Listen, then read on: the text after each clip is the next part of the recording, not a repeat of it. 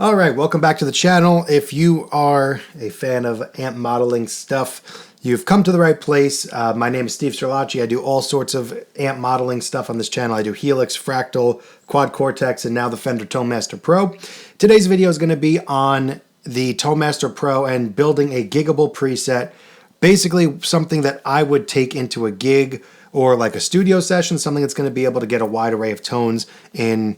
What I'm going to try to stick to one preset, and maybe that's something that I'm going to have to work on with this because it is seamless preset based. But typically I try to do everything in one preset. And we have the DSP and the power to do so in here and the capability to make long signal paths. So I don't see why I couldn't get a really great gigging preset in one preset without having to use the seamless switching. So we're going to go through some workflow ideas, and honestly, I'm going to go through this for the first time. I haven't built my own full preset from scratch, and today is going to be my first experiment in doing so. So grab a coffee, follow along, and let's try to make a cool giggable preset on the Tonemaster Pro. Also, huge shout out to Zzounds for setting this out for a loan and allowing me to make these videos for you guys. So check out the links below if you want to support the channel and support Zzounds. So here we have an empty preset. We're obviously first going to go into our foot switch mode.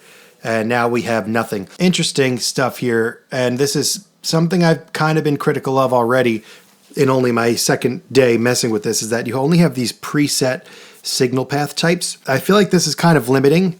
I would love if we could do an instrument with 2 rows like this instead of the instrument series being 1 long row. So this is only good if you have 2 separate inputs. If there was a way that you could route your output to this input, I think that would be something that's really great that we could do, because I like having the top and bottom rows. I'm not a big fan of having everything in one line. So I'm just going to go back to our original instrument in series. So we have instrument input, and then we're just going to be going straight across. First thing, let's add an amp. So you can't touch the screen and add it on the chain. You have to actually press add block and then the plus sign. So I'm a big fan of the Princeton reverb, so let's go with that. So here we have our stock Princeton reverb with the 112 with the 110 cabinet. Here are the stock settings.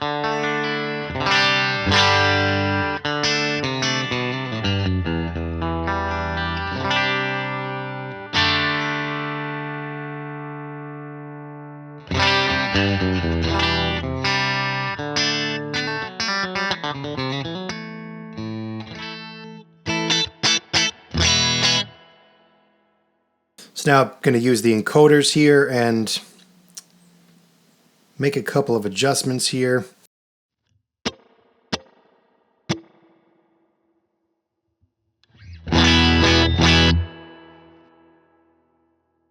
Something I'm also noticing here is that this volume is much different than amp level. So I think amp level, this bottom left, is going to be your overall volume of the preset. So if you're going to be balancing presets from preset to preset, you're going to be wanting to use this. And I think that the volume is technically just, input gain. So this is going to add more gain as you crank it up. If I put it all the way to 10,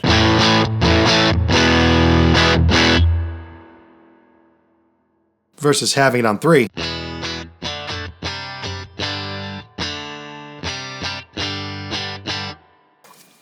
So we're not getting a ton of difference in, obviously you're getting a difference in gain and volume, but not a ton. Whereas if I just take my amp level and I up this to 95,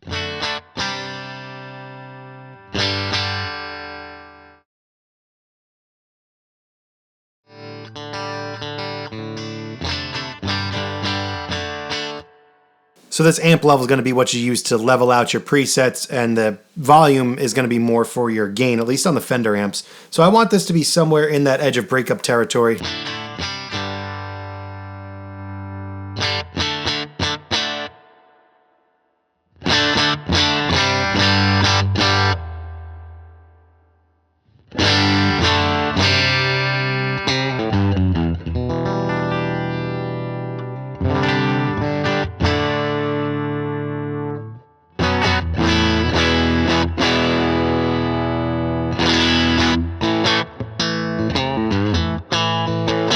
The reverb's got quite a long decay, but you can't tweak it, but spring reverb will be there.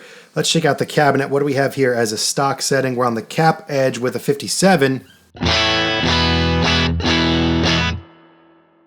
Another thing I would typically do in a real world scenario where I would be miking up a cabinet like this, I would be putting two mics where I'd have a 57 and a 121 ribbon mic. But you can't do that on here. There's no dual mics at the moment. That could be something that's added in an update eventually, but all the other modelers pretty much can do some form of two mics on a cabinet, so that's something worth mentioning here. And if I was going to do one microphone only, let's try this 421. I'm going to put it on the cap edge, get a little bit more low.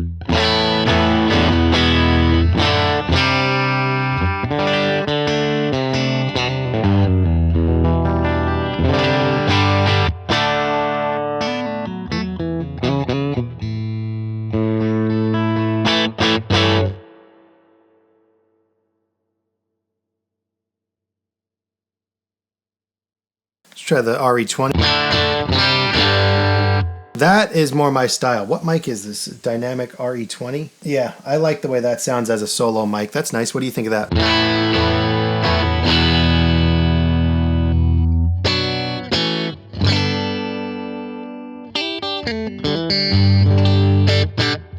I think that gives it a nice life.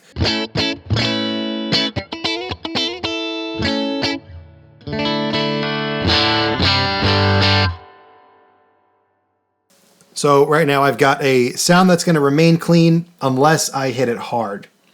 That's typically where I like to live with my bass sound. So that's going to be my normal, regular sound. So now I'm going to want to go to Effects. Stomp boxes. You've got a lot of really great options. There's not many, but I do think that they chose the right ones.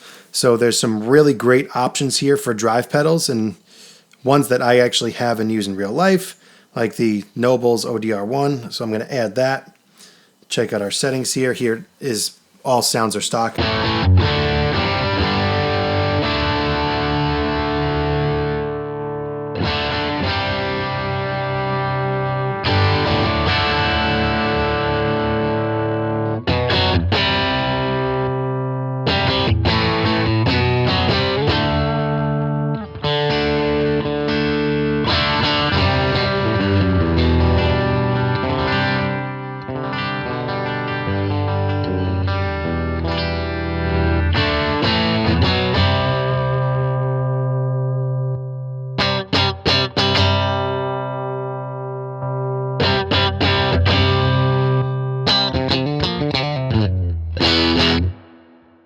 So the Nashville Overdrive here is always a good choice with a Tele because it adds all that low end. It has this bass cut on it, but that's not something that comes on the old ones. That's kind of a newer feature of the new versions. That's probably where I would have it, bass settings. You hear how much low end that rips off. So when you have a Tele, this is almost like something that people will keep on always with, like a really low drive and a really high level.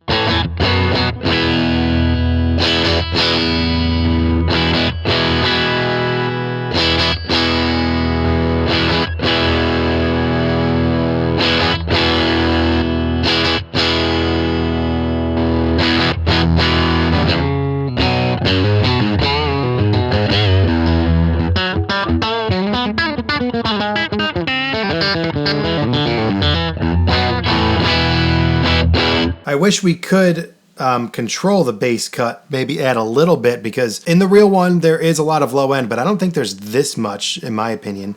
And the spectrum knob here also boosts highs and lows at the same time. So I think this bass cut being on,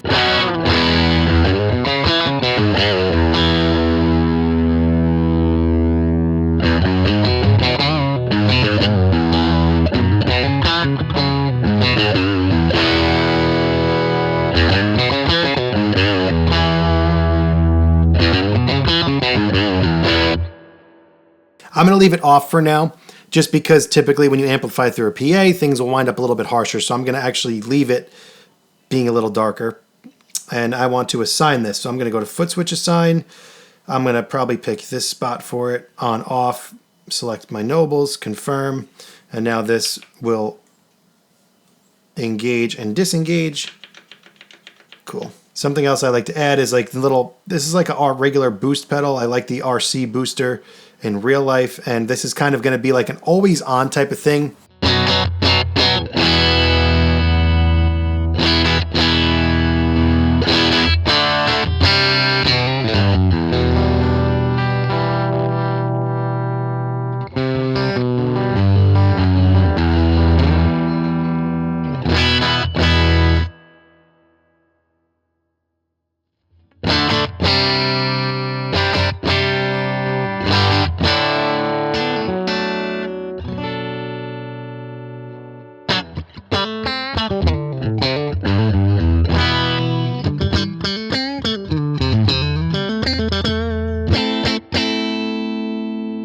And this I'm not going to assign because this is probably going to be an always on. Let's hear what this is like with the Nobles now.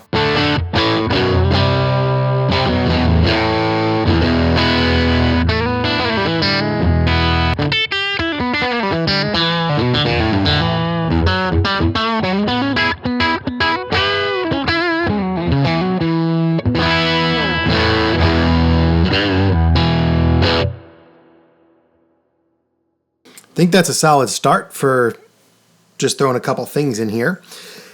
Let's start adding some other effects. I'm pretty simple when it comes to gigging and stuff. I don't need a ton of things, but let's check out what we have. We have a tremolo in the amp, so we're not going to add that, but we can add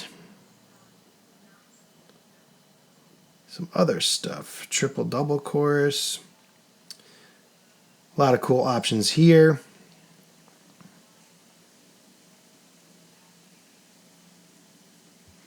Let's check out the rotary sounds, and this I'm going to want to be over here.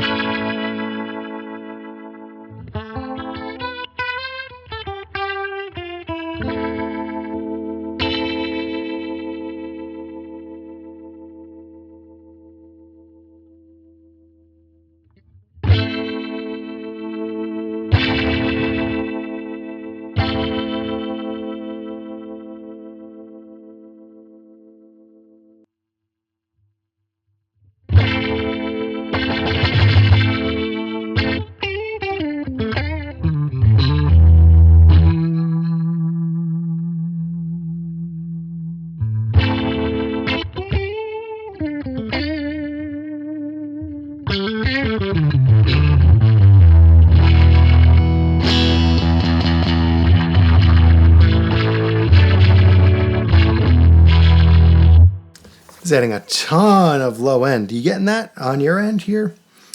I don't know why that is.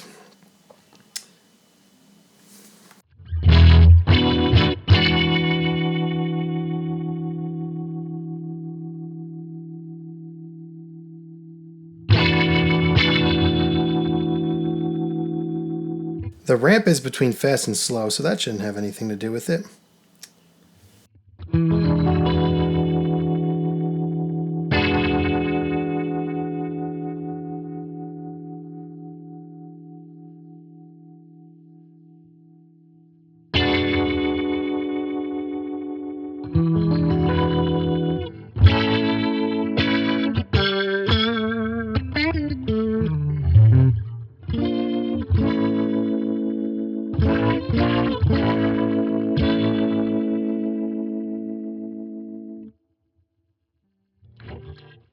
All right, so if we're going to keep that, it's a little bit dark, no? It's a little bass heavy, but I'm going to add this up here. I'm going to do two things. First, I'm going to set a parameter change. Okay, speed, right? Okay, good. Activated value, I want to be fast. Inactive value, slow. That is exactly what I wanted there. And now I'm going to go to this block, select it to be on off for the Leslie. Okay, so what I just did here is that whenever I'm using a rotary, you want to be able to utilize this fast and slow switch. Whoops, exit. See, that's another thing that bugs me here is that you can't see your assignments when you're in this mode. And I feel like I want to make sure that that fast and slow switch is going. But I guess you have to exit first.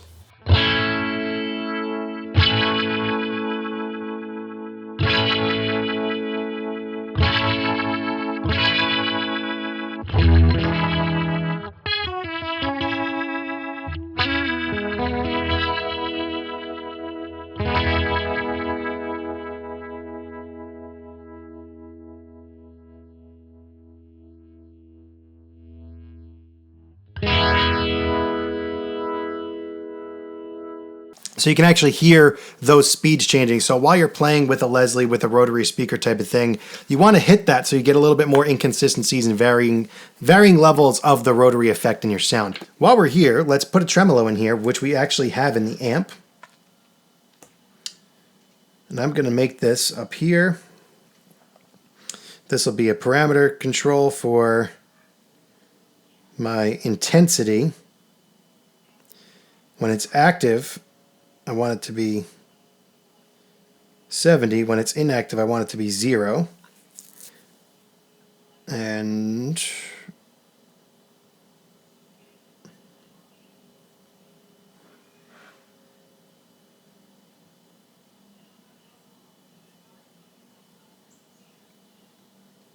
so this should give me a decent tremolo here.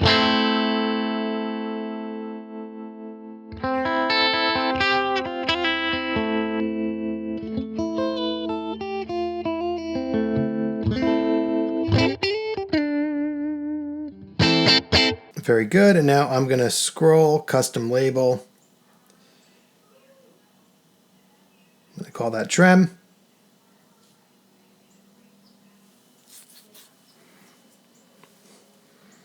And there I am good.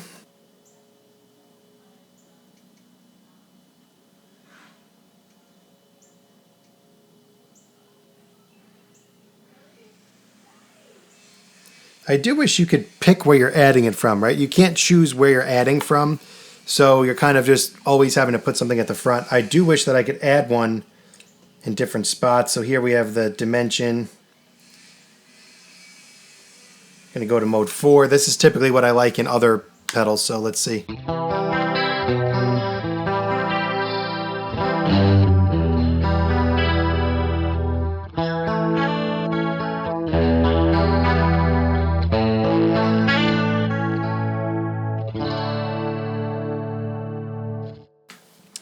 That's perfect. That's a dimension chorus sound, classic, using only mode 4. Select this as an on-off for that. Okay, I'm getting used to this whole workflow here, and I think that this is shaping up to be a pretty solid board. Okay, let's add a slapback that's going to be an always-on type of thing. Let's see what we have with this space delay. This is a roll and tape echo.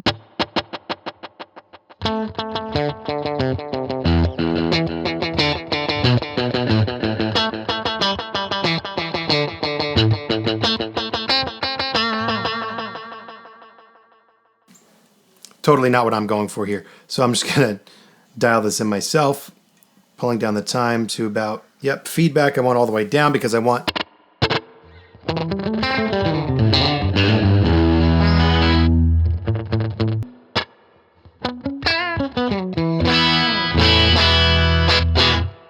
So here I'm just adding a slapback.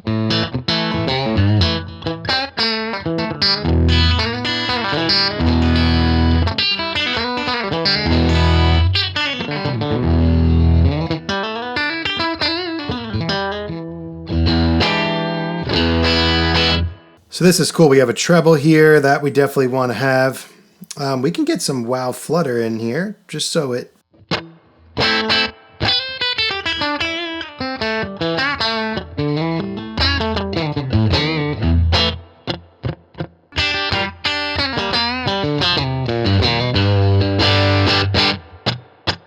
That just feels really fast still. And I definitely want it to be a slapback. Usually time...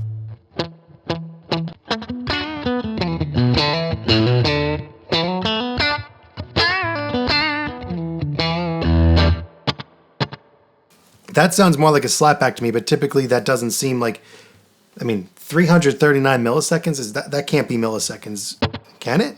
I don't think that's 339 milliseconds, but that sounds right. Again, sometimes the best thing to do is just to make tones with your ears and not your eyes. Let's make a long delay now, something that's going to be like a good analog delay. Let's say this is a studio delay. Let's see what we got here. And I guess this I'll put at the end of the chain. I didn't think I was going to do that, but let's see. I do wish we could get to the other pages from this menu instead of having to tap the dots. Modulation rate, modulation depth. Let's go with a higher depth, low rate. That's all fine. Yeah, that's not the delay I'm going for. So I want to replace this. Hit that replace button. That's just not the delay I'm looking for here. Is there no good analog delay in here?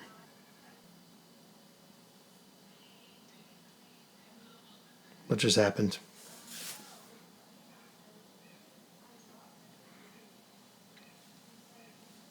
Well, I'm glad this is happening live on camera. Okay, well, it somehow saved my preset. I don't know what the heck that was. That was terrifying. I thought that I was just about to lose my whole preset. Okay, let's try the Memory Man.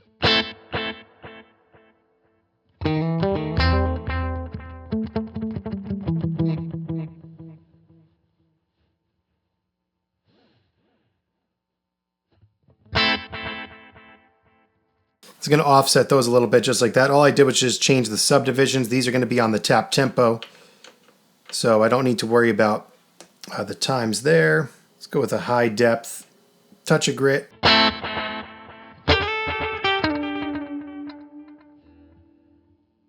Too much depth.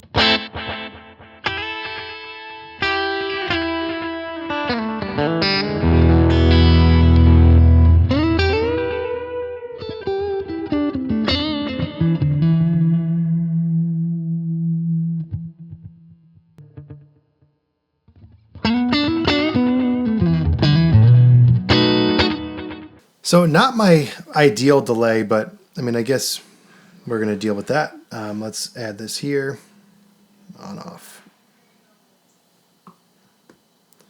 for the Memory Man. All right, so now I want a little bit, one more pedal, right? Let's add one more, and then I think I've got pretty much everything as far as a basic goes. Effects, let's add this Prince of Tone pedal, and I want this to be after the Nobles. We're going to go into, come on, distortion mode. Here.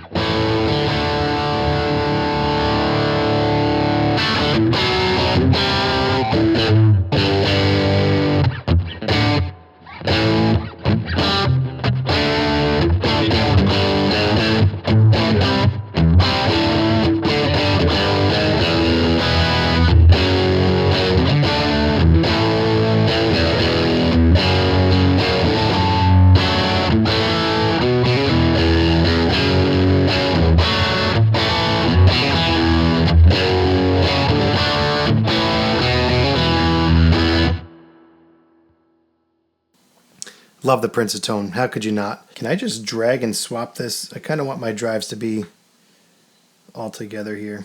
So if I change this to the Nashville OD,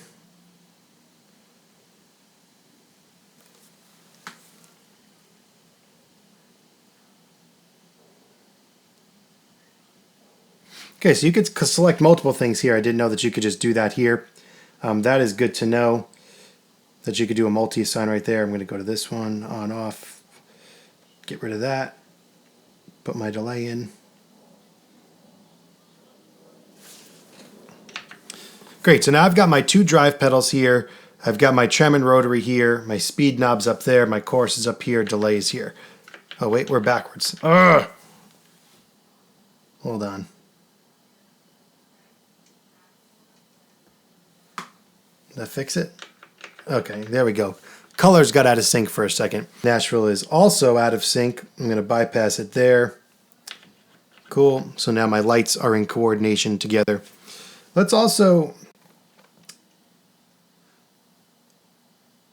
make this green, because that's my Nobles. I'm going to make this purple.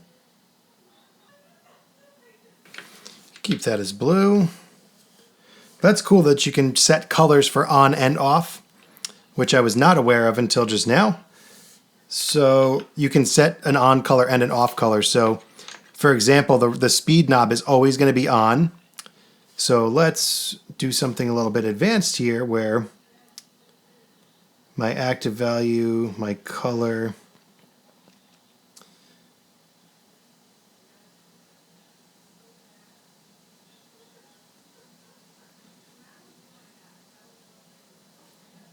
so now my speed knob is changing colors. I don't know if you can see that. It's going from red to yellow. And that's going to tell me what's fast and slow. That's a nice little touch that we could do there.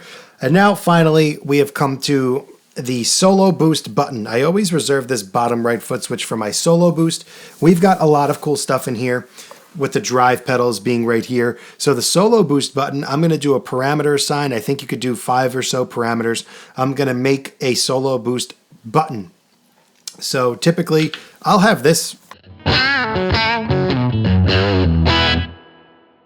I'll typically have the Nashville OD, the overdrive on the Nobles for every solo, whether it's a clean solo or a dirty solo, because it can kind of do both, where if you dig in hard.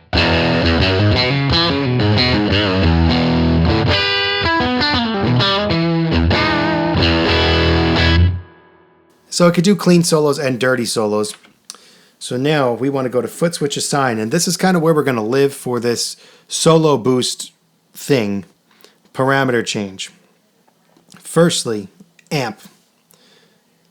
Well, actually, hold on. This is something important here. Before you even start this, and I just almost fought myself here. Amp level 65, volume is at 53, and amp level 65. Okay, those are important. 53 and 65. Remember those values. Don't let me forget.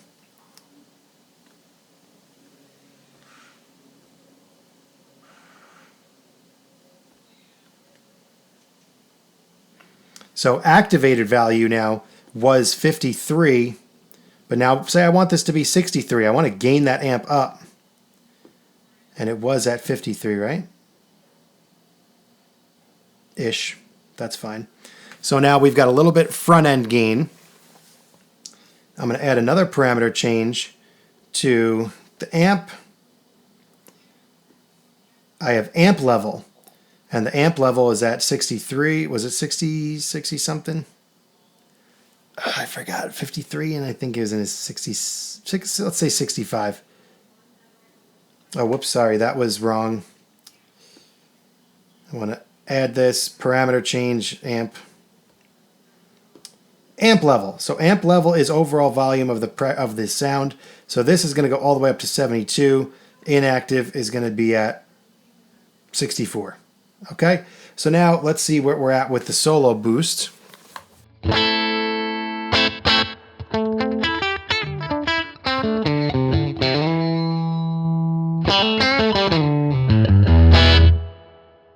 See, I'm not hearing a ton of boost. Are you? So here, inactive. This is another one that I wish that I could see the buttons be reflected here. So like I wish I could retain my bypass assignment because I can't see what's happening here. Amp level 72. Turn it off. Amp level 64. Okay, volume 54. And volume 63. Okay, so it did work. It is giving me that little goose.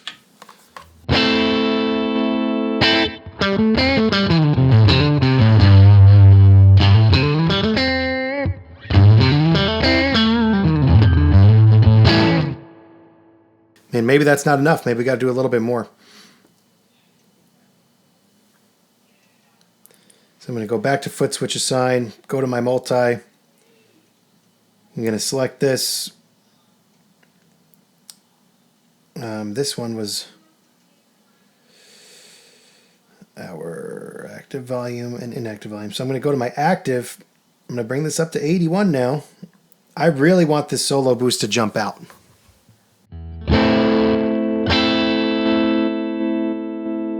That's going to be more like it. That's something that's actually going to work in a mix. So one more thing we can add here. Let's add a parameter change for the reverb. I keep forgetting that you have to check your values first. Oh no, did I just lose my whole preset? Well, there's your lesson, folks. Save your presets early and often, because I just lost all of that work that we just did. All right, well, that's the end of this video. That is how I'm going to go about making my gigging presets for this, and I'm going to now go back and try to rebuild all this from scratch. I'd upload this, but I obviously can't. All right, I have a headache now. I'll see you in the next one. Thanks for watching.